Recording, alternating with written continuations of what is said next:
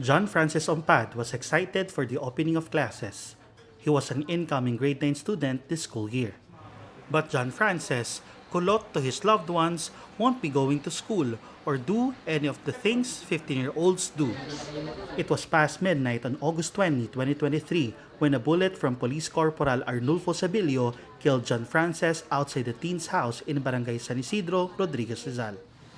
John Ace, John Francis' brother, was on his way home on his motorcycle after getting his salary in Quezon City. Almost near his house, John Ace was flagged by Sabilio. The police officer was accompanied by Jeffrey Baguio, a civilian. John Ace refused to stop, but the cop and his companion tailed John Ace.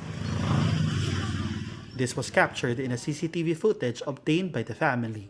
His siblings were awake when John Ace arrived at their house. Nagista po yung kapatid ko ng si John Ace na nakamotor. Kaya tumayo po agad si John Francis kasi kabisado naman namin yung tunog ng motor. Tumayo po si John Francis, binuksan niya po yung pintuan, binuksan niya ng malaki. The police report says John Ace threw his helmet at Sabilio and Baguio and then a gun was aimed and fired at John Ace. But the family refutes this version of the story. Ayun na po yung nakita namin na yung binuksan na si John Ace, pagbaba niya ng motor, nakita niya na nakasunod pa rin sa kanya yung nakamotor na dalawa. Nakita niya bubunot yung back ride.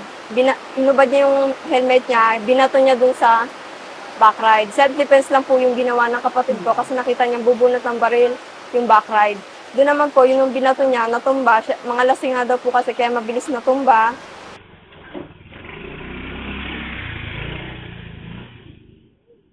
The police report says one of the suspects fired a single shot, but the family says they heard 4 gunshots.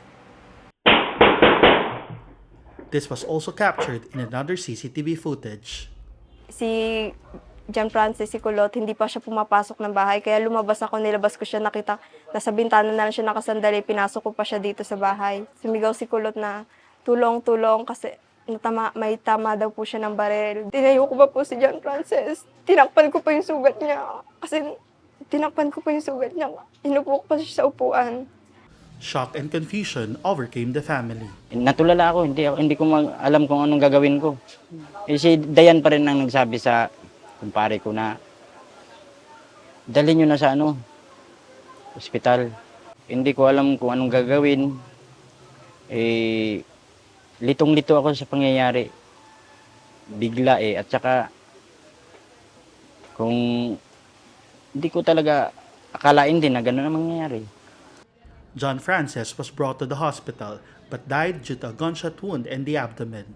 Sabilio and Baguio were arrested and now face homicide and attempted homicide complaints. Sabilio will also face administrative charges. The family is concerned. The police are moving very slowly on the case.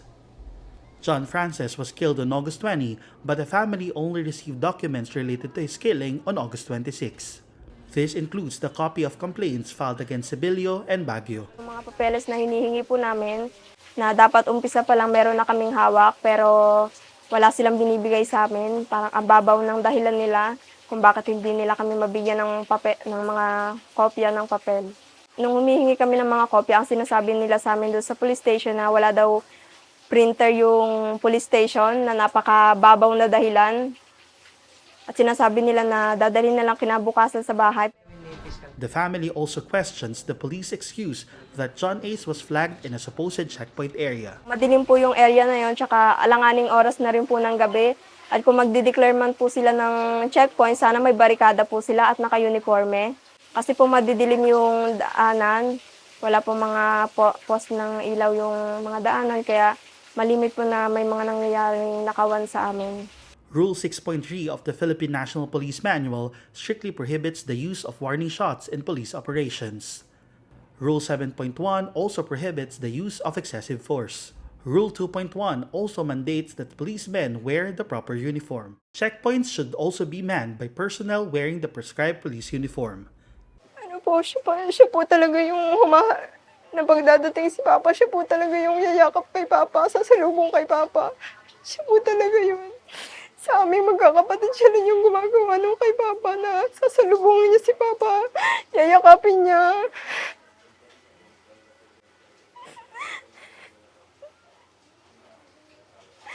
malambing.